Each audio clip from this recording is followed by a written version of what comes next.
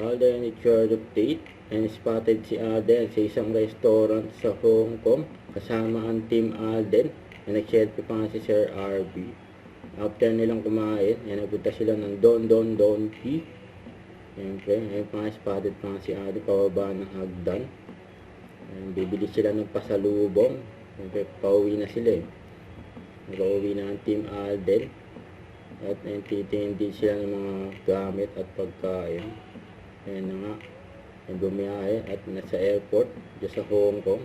Yan, habay flight sa Team Alden. Lalo na kay Alden. Ayan pa nga, may nakakita pa nga kay Alden. Masyadong nga lang magalaw yung camera.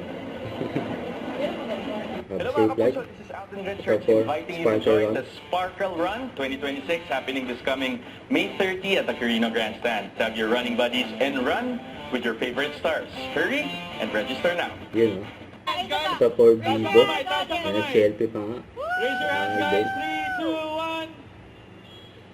Cute! Yun. Sabi ko taas yung kamay, hindi taas yung mukha ko. Grabe yun. Don't forget to subscribe, click the notification bell for more update. This is Twitch Recording Action Vlog. Stay tuned for more videos. See ya.